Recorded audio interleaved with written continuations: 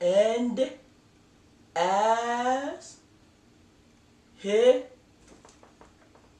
en temps Jésus tap sorti dans temple. Ah, m'a li anglais. Brianna, Yes. vin balo. Okay. Et mbal dou bagay.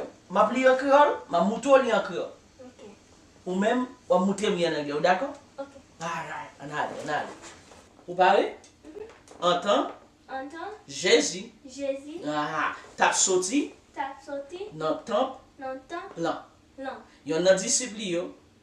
Yon nan disciplio, yon nan disciple yon disa, sip so, disciple so, so ba di yon yon, nan no, disciple. disi. Okay. Alright. And as he went, And as he went, okay, disciples, disciple disciples, disciple